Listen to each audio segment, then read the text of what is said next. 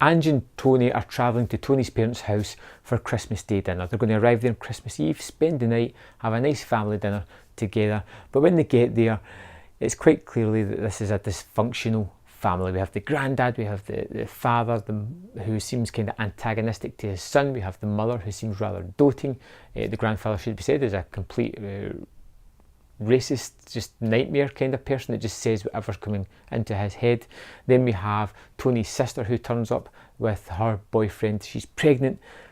And that's our 7 characters in this household. And there is some ups and downs as it becomes pretty clear early on that this family just don't like each other. They just don't get on. There is lots of history there, and it's a place, a confined space where these people shouldn't have to cohabitate because they are just going to fight amongst themselves constantly and consistently. And they just go to their bed after a particularly nasty argument. And when they wake up the next day, they find that the doors are blocked off, the windows are blocked off by some weird metal. There is vents, and that is it.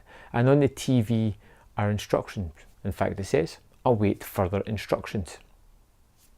And it feels almost like a social experiment, something that you would expect Dan Brown to do. It would have all these people locked away, they don't go on, and they have the situation ramped up.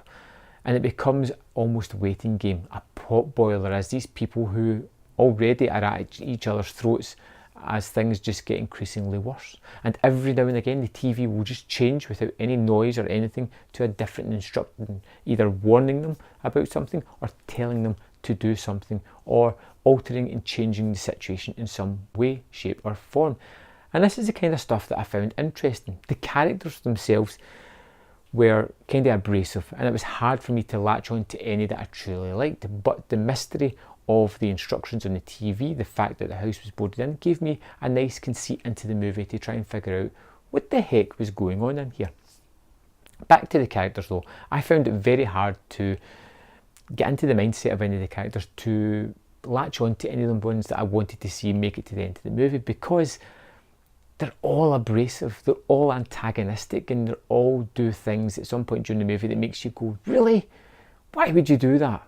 But it's not the frustration, it's more just the anger of these characters that I just really didn't like, and I wanted bad things to happen to them. And when eventually the bad things did happen to them, I felt bad. You know, I wasn't as happy as I thought it was going to be. I felt as if, even though I didn't like the character, I understood where they were coming from. I felt bad about what happened, and I felt bad to the surviving family members who had a sort of psychological break because of what had happened. You have these people trapped in the house, they can't get out, they're at each other's throats, people are putting on the pressure, whoever is out there, with these statements that are on TV telling them their food's contaminated, don't do this, inject yourself with that. And it really just sees the psychological breakdown of a fractured family that was already at breaking point. The movie takes a particularly unusual turn in the final third of the movie. It does give you somewhat of an explanation as to what is happening, but it gets weirder and stranger, and it takes on an almost kind of Cronenbergian turn, not with the body horror, but just with some of the antics and some of the designs of the things that happen, which I'm not going to tell you about here because it's your job to check this movie out and find out yourself if you enjoy that twist and turn of the final third.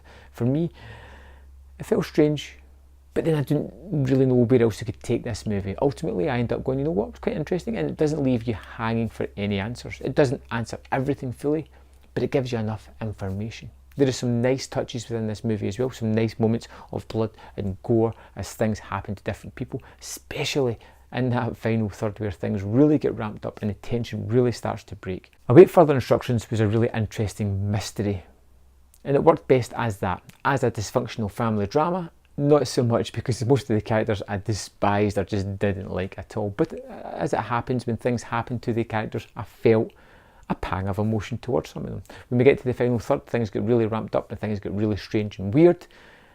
And I was kind of interested and grateful for that, because it really did turn the movie on its head. I'd love to know what you thought of the movie. So if you let me know in the comment box below what you think of Await Further Instructions, and I'll see you next time on Man vs Film.